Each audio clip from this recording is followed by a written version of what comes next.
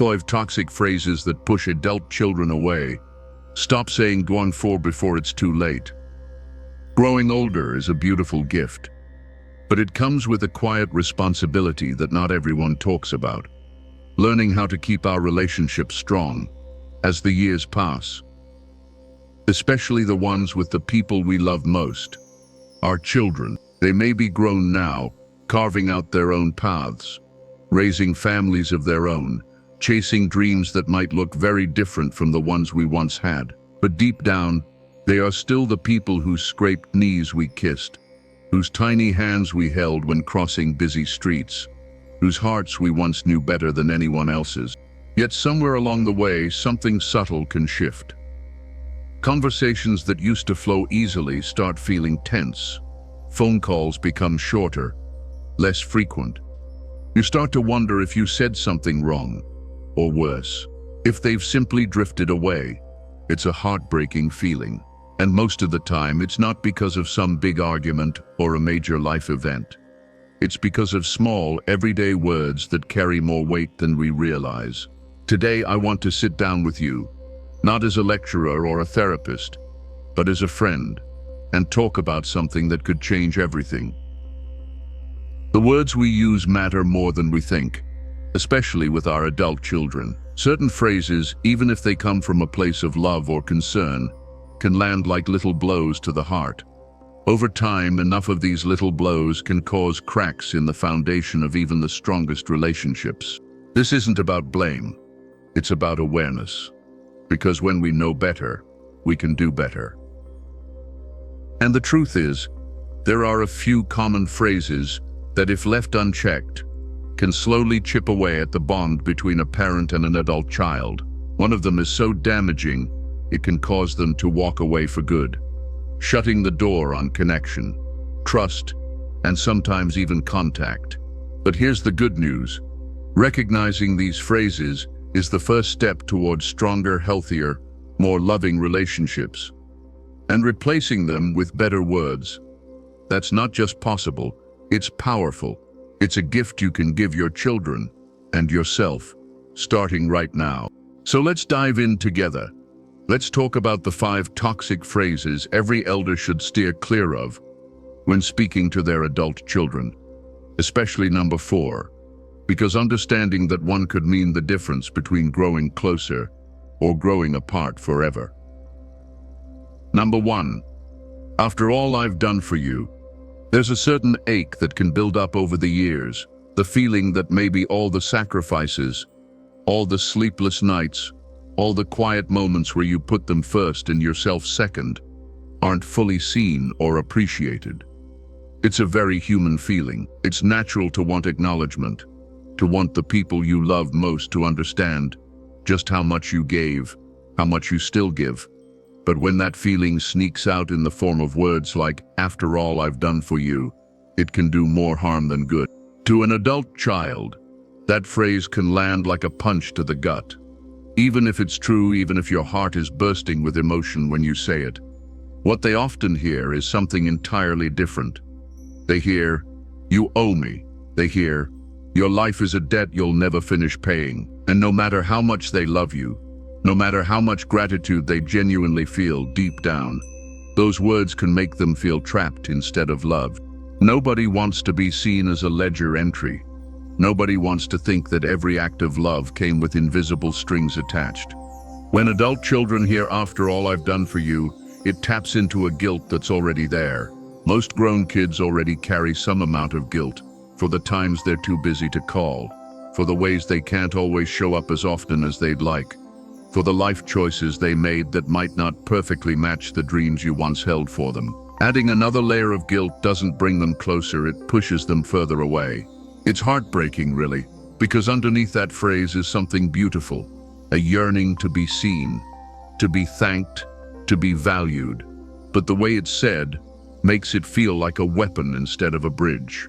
So what can you say instead? You can tell them how proud you are of them. You can remind them of memories that made you happy without expecting anything in return. You can say, watching you live your life brings me so much joy and meaning. That simple shift moves the focus from guilt to gratitude, from debt to delight. Because the truth is, the love you poured into your children isn't measured by the thank yous you get back. It's written into the fabric of who they are, the way they treat others, the way they raise their own children, the strength they show when life gets hard. You are part of them, whether they say it out loud every day or not. And when you let your love be free, without strings, you give them the greatest gift of all, the freedom to love you back, not out of obligation, but out of pure, deep, joyful choice. Number 2, when I was your age, I already had. There's something almost irresistible about looking back at the journey you took and wanting to share it. You've weathered storms, built a life from scratch, survived challenges that would make some people crumble. It's natural to want your children to know that, to understand the grit it took to get where you are. But when the words come out as, "When I was your age, I already had," it doesn't land the way you might hope. Instead of inspiring them, it often makes them feel judged, or worse, like failures. Times have changed in ways that are almost impossible to explain fully. The world your adult children are navigating is not the same world you stepped into when you were their age. Jobs are different. Expectations are different. Even the cost of simply existing has skyrocketed beyond anything most people could have predicted. Comparing their lives to yours, no matter how well-meaning, often feels like setting them up against a standard they were never equipped to meet. It's not that your story isn't valuable. In fact, it's more important than ever. But it's all in how you tell it. When you share your experiences as lessons, as encouragements, as windows into resilience rather than as measuring sticks, you offer a bridge instead of a wall. Think about it. When you were young, did you ever feel frustrated when an older generation said, "Back in my day," as if your struggles weren't real because they didn't match theirs? It's the same feeling your adult children experience when they hear those comparisons now. What they need isn't a reminder of what they haven't achieved. They need to hear that you see how hard they're trying. They need to feel that you respect the different kind of battles they're fighting. They need your wisdom, yes, but wrapped in empathy, not expectation. Instead of saying, "When I was your age, I already had," you could try saying, "I remember how much pressure I felt at your age." It's not easy, is it? That one simple shift in approach can open up a conversation instead of shutting it down. It tells them you remember what it's like to be in the thick of it, to be figuring things out one shaky step at a time. And here's something even more powerful. Sometimes just listening, really listening, without offering a single piece of advice, can be the greatest wisdom of all. It tells your child, "I trust you. I believe in you. I'm proud of you even if your path looks different from mine." Because at the end of the day, it's not about what age they bought a house or started a family or climbed the career ladder. It's about who they are becoming and the beautiful, complicated, messy journey they are on. And when they look back one day, they'll remember, not the comparisons, but the quiet strength of a parent who stood with them, exactly where they were, without asking them to be anyone else. Number 3, you're doing it all wrong. Few things sting quite like hearing those words from someone you love and respect. And when it comes from a parent, someone whose approval has meant the world since day one, it can cut even deeper. No matter how old they get, your children never fully stop wanting to make you proud. That need for acceptance doesn't just vanish because they're paying bills or raising families of their own. In fact, in many ways, it becomes even more tender. That's why saying you're doing it all wrong can be so destructive. Even if your intentions are good, even if you're seeing something from your hard-earned perspective that they can't yet see, those words feel less like guidance and more like condemnation. Adult children are trying to build lives based on their own choices, their own lessons, their own values. They might make mistakes, plenty of them. They might stumble through relationships, careers, parenting, finances. But stumbling is part of becoming. And when someone they love tells them they're failing at it, It doesn't make them want to get better. It makes them want to pull away. Here's the thing. Advice when it's asked for can be a gift. Advice when it's forced can feel like a burden. When you swoop in and correct their parenting, their career moves, their marriage decisions, even the way they clean their house or manage their time, you might think you're helping. But what they often hear is, "I don't trust you to figure it out. I don't believe in you." It's not that you should never offer your thoughts. You have wisdom, real wisdom, born from years of experience, from lessons learned the hard way. But how you offer it makes all the difference. Instead of jumping straight to "you're doing it wrong," try asking, "Would you like my perspective?" That simple question hands the power back to them. It says, "I'm here if you need me, but I trust you to make your own decisions." It turns your advice into a tool they can pick up when they're ready, rather than a hammer that forces them into compliance. Sometimes they'll say yes. Sometimes they'll say no. Either way, you'll have given them the respect every adult craves. And when you hold back from correcting every little thing, something beautiful happens. They actually start to come to you more often. Not out of obligation or fear, but out of genuine trust.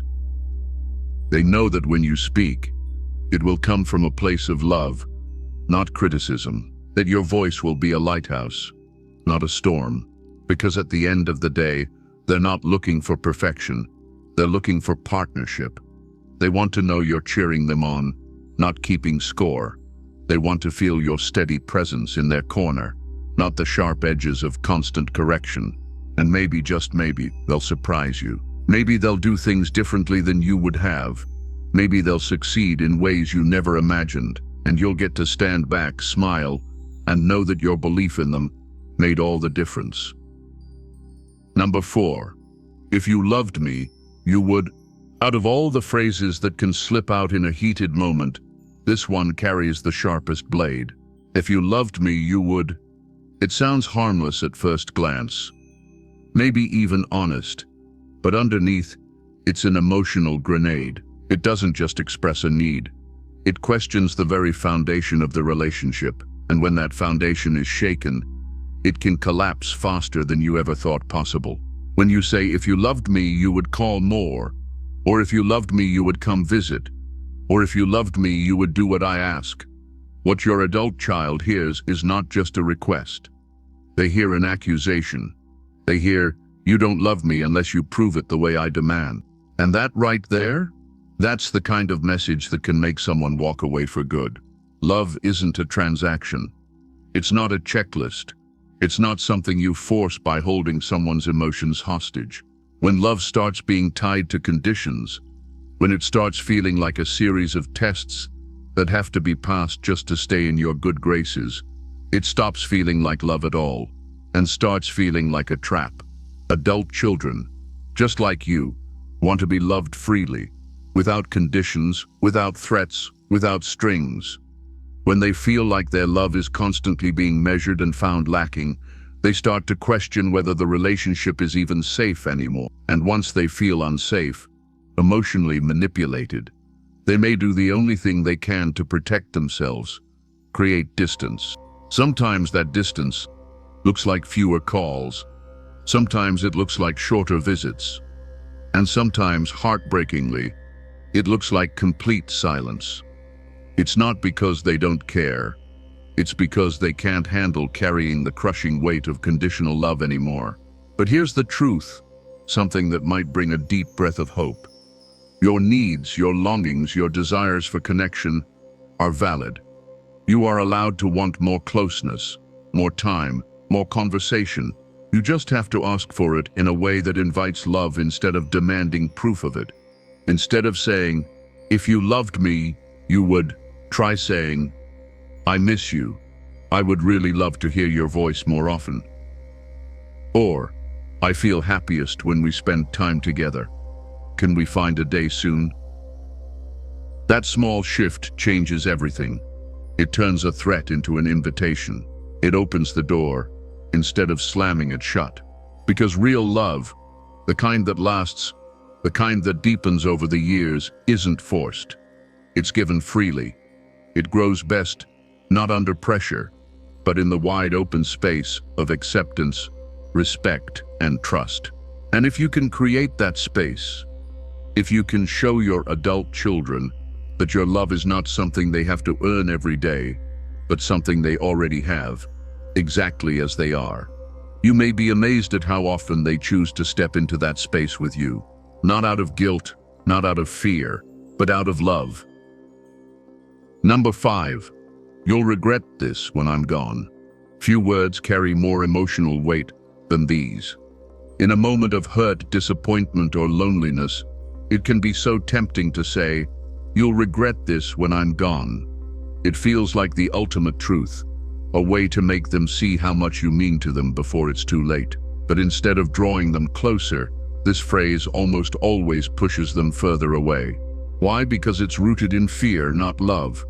It plants the seed of guilt instead of the seed of connection.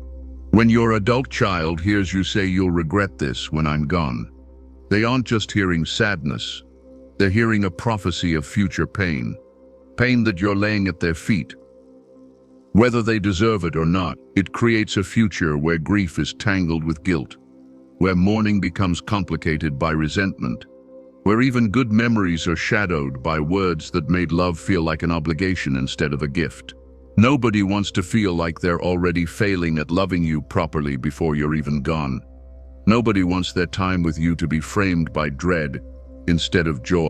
The heartbreaking thing is, the desire behind that phrase is so pure.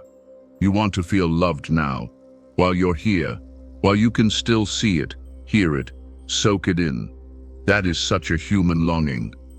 But framing it around death and regret turns what could be a celebration of love into a burden of fear. And the truth is, regret isn't something you can control. People grieve in complicated, messy ways. They remember, they miss, they wish. But love isn't measured by regret. It's measured by presence, by the moments you share, the laughter, the conversations, the simple quiet of just being together. So instead of reaching for a phrase that threatens sorrow, reach for one that invites connection. Instead of saying, "You'll regret this when I'm gone," you can say, "It means so much to me when we spend time together." Or, "I love every chance we get to catch up. It makes my day." Or even simply, "I'm so glad you're in my life." Words like that don't wrap love in fear. They unwrap it, set it free, let it breathe. They remind your adult children that loving you isn't a duty, it's a blessing. And if there's one thing you want them to carry forward when that faraway day finally comes, it's this: memories full of warmth, not shame, gratitude, not guilt, a deep, unshakable knowing that you loved them fiercely and that they loved you right back, without pressure, without fear, without regret. Because when love is given freely, without threats of future sorrow, it leaves behind something far more powerful than regret. It leaves behind peace. Conclusion: building bonds that last beyond a lifetime. At the heart of it all, love is what we're fighting for. Not control, not guilt, not a record of who gave more or tried harder. Just love, pure, lasting, freely given, and freely received. The words we speak to our adult children matter more than we often realize. They sink in deep. They build bridges, or they quietly build walls. And over time, those bridges or walls become the shape of the relationship itself. But the beautiful, powerful truth is this: none of these mistakes have to be the end of the story. Awareness is a gift. Change is a choice. And when you start speaking from a place of love instead of fear, acceptance instead of expectation, you begin to write a new story, one filled with deeper trust, stronger bonds, and memories that last far beyond this lifetime. Imagine the peace of knowing that your children want to call you, not out of guilt, but out of joy, that they want to visit, not because they're afraid of disappointing you, but because being near you feels like coming home, that they carry your words with them, not as wounds but as blessings. It's never too late to start. Every conversation is a new chance to plant seeds of kindness, respect, and unconditional love. Every moment is an opportunity to remind your children, you are enough, and my love for you is enough. No strings, no tests, just love. And when the years stretch forward, and when memories are all that's left to hold on to, what a beautiful thing it will be for them to carry the sound of your voice in their hearts. A voice that said again and again, you are loved exactly as you are. That's the kind of bond that doesn't just survive. It lives. It thrives. It lasts forever.